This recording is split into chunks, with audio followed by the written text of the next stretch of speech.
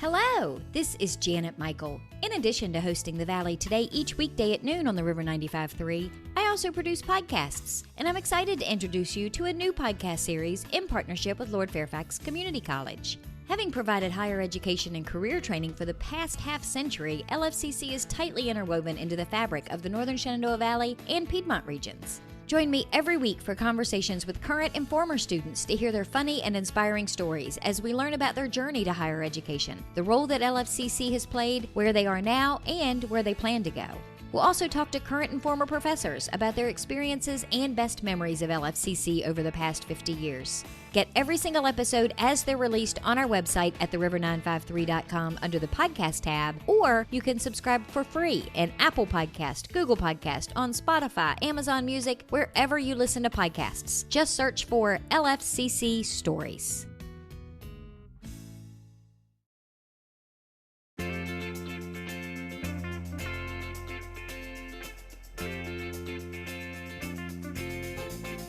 Hello and welcome to The Valley Today. I am your host, Janet Michael. Happy Wednesday as you are listening to the show today. Happy Veterans Day, as a matter of fact, as you are listening to the show today. We have pre-recorded our conversation, however, on a Tuesday afternoon. We are chatting today with Adam Packham. He is the founder of Heroes on the River, and it is a veterans-focused organization. So Adam, I was really glad that you could make some time to talk to me on Veterans Day about your great organization. Thank you. Excellent, Janet. Thank you for having me today. So tell me a little bit about Adam and how you came to create this organization. Well, I grew up a military brat. My mother was in the Air Force early on, but my dad ended up doing 25 years in the Air Force. So I lived all over the world and in different places, parts of the United States. And my grandfather was served in the Army. My great-grandfather served in the Army. I served in the Army myself, so it's in my blood, and we saw the need for it here in our local area, and we took advantage of it and then started up Heroes on the River. So how long ago did you put the organization together? We started in 2016. So way pre-pandemic. I bet this has been a whole new experience for you this last year. Absolutely. It's been a little tough for us to have. We've had to cancel several of our events, but we were fortunate to have at least one of our events this year. So. And your events are geared toward veterans, and they're outdoor adventure type events. Why did you pick that type of a venue for your organization's focus?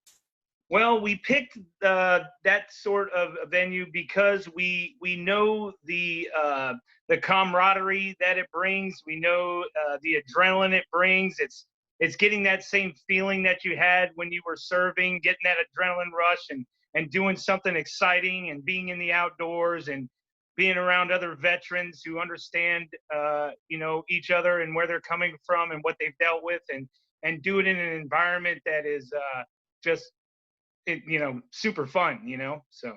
Now, is this mostly a local organization from the Shenandoah Valley perspective, or do you have veterans that travel in from other states to participate in some of your events? We service, for the most part, are here locally, but yeah, they come from all over the place. And are you an outdoor guy yourself? I mean, are you a fisherman and a skydiver and all of the things that I see, the events that you provide on your Facebook page?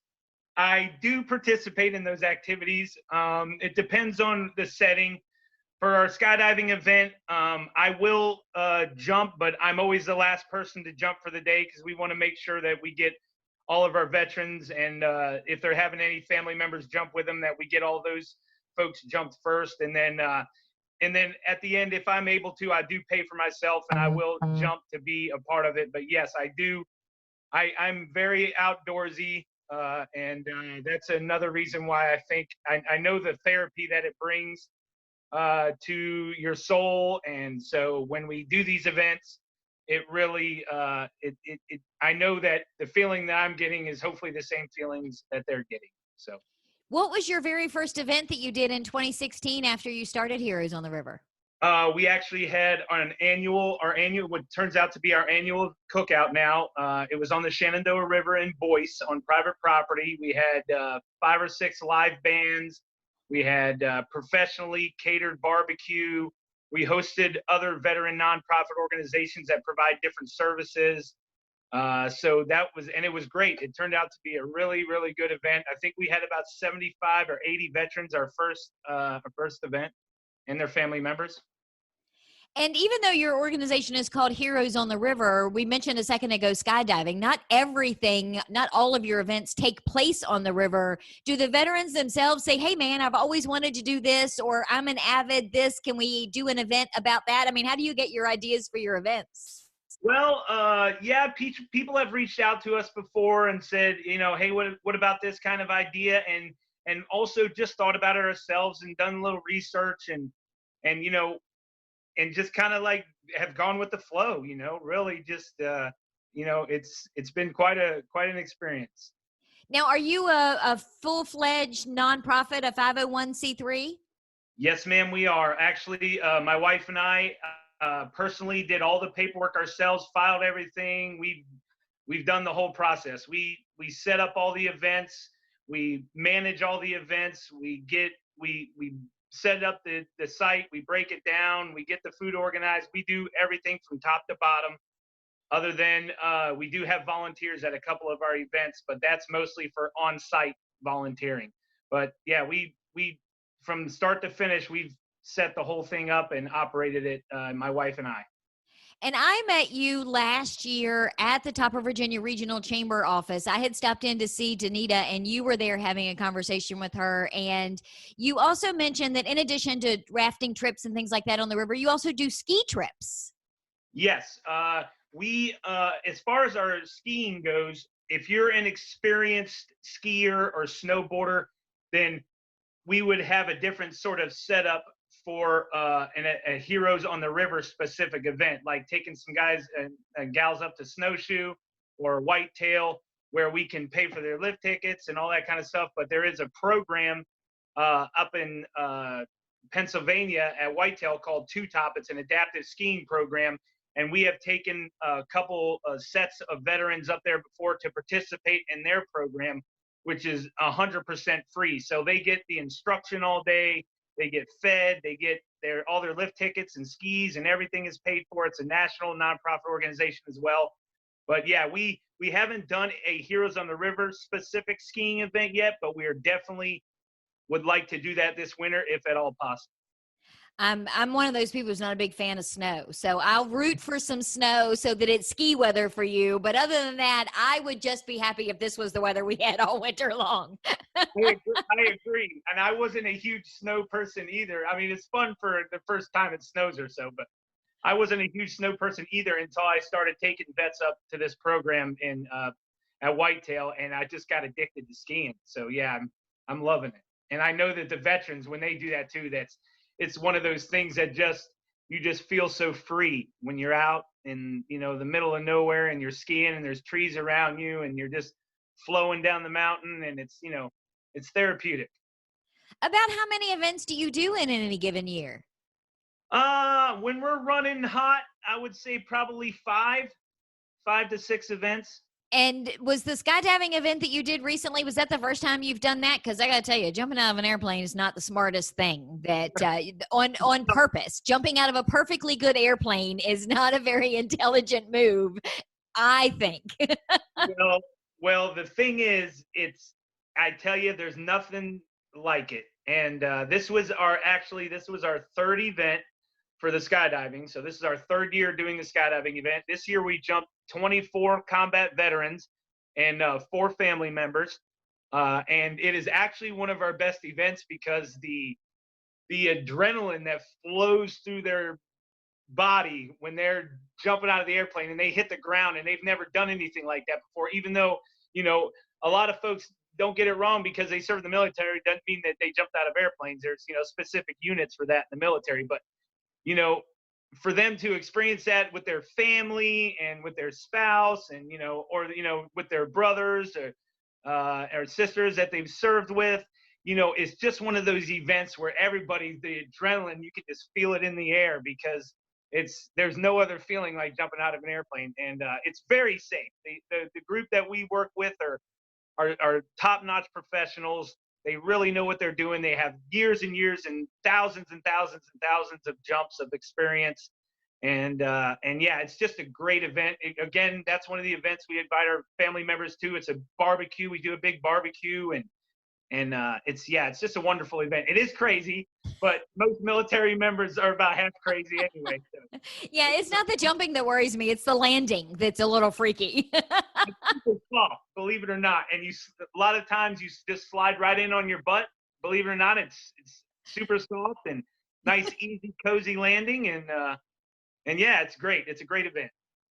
Well, let's take a quick break. When we come back, can you tell me about some of the veterans that have participated in these events? Because I know that you have some really good stories about the impact that your organization has had on them. And I want to make sure we let people know how they can support you by donations or offering up free services. Can we do all of that in the next segment? Absolutely. Okay, we're going to take a quick break. When we come back, we're going to continue our conversation with Adam Packham. He is the founder of Heroes on the River. They are an outdoor adventure veteran organization with the mission to bring veterans together through recreational activities and social events. You can find them at Heroes on the River on Facebook. We're going to continue our conversation with Adam in just a couple of minutes.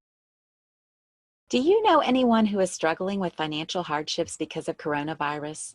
Our new webinar called Coping with the Money Crunch can help. We'll talk about immediate options to consider, revising or creating a spending plan, and lots of community resources. Then we'll cover how to narrow your priorities, contact creditors, and avoid scams and risky loans. The webinar is free, and you can either join by phone or through Zoom on a smartphone, tablet, or computer. You can find out more by visiting the Northern Shenandoah Valley Financial Education Program on Facebook or calling Karen Poff at 540-635-4549. Let me show you how to make your own plan or help someone you care about get through the crisis. Call 635-4549 or visit at NSV Financial Education on Facebook today.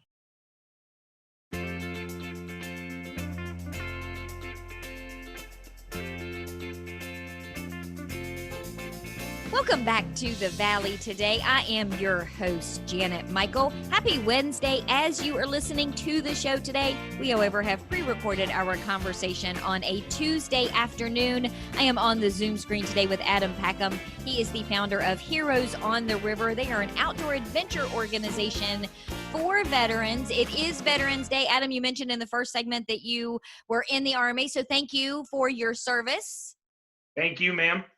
And I want to talk a little bit about the people that come together for this. You were talking about the veterans, and some of these events, they bring their families, but that it's very much a team building thing, and it's therapeutic. So tell me about some of the experiences that you've had with the people that have come into your events. Well, really, every event we've done from the get-go, it's been like, a brotherhood and sisterhood environment right from the beginning. Because you'll have veterans from all different branches of the military, and then you know how we like to give each other crap. So from immediately upon getting together, we're talking crap to each other. We're having a good time. The environment is great, and then just when we're doing it, just looking in their faces and looking in the faces of their family members and seeing the smiles on their face, and then hearing from them, this is the best day I've had in years. I really needed this recharge. That, you made my day, you made my week, you made my month, you made my year. We're hearing it from their family members saying, we cannot thank you enough for doing this for our loved one, because we see the difference that it made for them. Not just maybe, some of them in the long term, because it really kind of helped them bring themselves back out of their shells, but also in just even for that day or that time or that period that we were bringing veterans back together. Because one of the hardest things for veterans to do is to return home, back to a world that the general public just doesn't understand. So when we bring these veterans back together, that are not really hanging, and that's why we're combat veteran specific. All of our participants, other than our annual cookout, our annual cookout and our cookout at the VA, are combat veterans. So it just really brings those vets together who understand each other. So the environment that they're in, not are they just having fun, but they're doing it with people who get where they're from and what they've experienced, and they love it. They love the events that we do. We have never heard one negative comment. Well, we hear a lot in the regular world about finding your tribe. And I think that's what the military is for those people that have served, especially in combat, is because they know that that person standing next to them at one of these events has more than likely been through, if not the exact same kind of event, something so similar that they get it. It's that whole "you get me, you really, really get me" kind of thing. And it's got to be great for them to be able to have a good experience together in an environment like that. Yes, it's that unspoken comfortability that they have with each other, that we're not there to have the veterans talk about their experiences and have to open up about that and be forced to feel like that they're there to you know to be in some sort of talking therapeutic type of environment, which they're fine, they're open to talk to each other and to have whatever discussions they want, but we want to make sure that the entire time that they're there, it's nothing but positivity, being around something that's just gonna, like I said, raises their adrenaline, and then it just makes it just a comfortable environment for them to be in. Because a lot of veterans are hesitant to participate with organizations because they don't know what to expect. So that's why we are so particular about how we plan the event, who the veterans that we reach out to participate in these events, and it definitely makes a big difference when they're comfortable in the environment that they're in. Do they know each other a lot of the times, or I mean, do you have the same people coming to the events over and over again? Is it a different group of people? What does your participation look like? Well, we have had some veterans participate in more than one event, but our goal for every event is to fill the slots with veterans first that have not participated. And we've been pretty good at that. We have, like I said, we have had some others participate, and some of these veterans have known each other. Yes. So they have like, hey, I got my brother I served with, or my sister I served with, or, meaning, men and women that they served with, say, hey, I think they would want to participate too. Is that cool if I reach out to them? I say, absolutely. And then, we've actually had events where veterans show up, didn't know each other was coming, and knew each other as well. Like at our skydiving event, because, we have so many veterans participating for that event usually. So yeah, veterans do know each other. We do have veterans participate again when the slots are open. And yeah, we're constantly finding new veterans every year to participate as the awareness grows, and people know that we're here. I would imagine you've got a pretty good relationship too with like the VA Center over in Martinsburg. I know there's an outlet in Stevens City as well, because I'm sure they probably can give you referrals and say, hey, here's a guy that we think would be really well suited for any one of your activities. Sure, absolutely. Yeah, I was actually part of a veteran board here locally that comprised of nonprofit organizations, local and national, also with local government and VA leadership from out in Martinsburg that we work with. So yeah, we do a barbecue out there at the VA on the 4th of July. We've done it 2 or 3 years. We were going to do it again this year, but of course, the COVID situation stopped us from doing that event. But yeah, we do work with the VA, looking for veterans to participate, and also us coming out there to the VA to serve food to the veterans, for a barbecue on the 4th of July. But yeah, it's great to be able to work with them, because they do have a lot of access to veterans that could use the therapy that we're, not really therapy I call it therapy, but it's not technically therapy. But yeah, it's not professional therapy, it's recreational therapy. That's what my husband calls hunting season, is recreational therapy. So I've learned to live with that phrase. Yes, so do you have any events coming up anymore through the end of this year? I mean, how do you schedule those? We typically, right now, scheduling is kind of hit or miss. We're kind of taking it a little bit easy for the rest of this year, the 2020 year, but I'm hoping to see where we're at come next year, this winter, during the ski season and snowboarding season, to see, what the situation is, how they're handling it out there at the ski resorts and things like that, and what we would need to do to get set up. So that would be an event we would like to have coming up here in the near future is a skiing event, but no specific set plans yet for 2021. Typically, we start planning those towards the middle or the end of winter. Towards a little bit before spring is when we start planning those events out. So we will definitely watch our Facebook page. Take a look at our Facebook page at Heroes on the River. Our email is heroesontheriverva@gmail.com.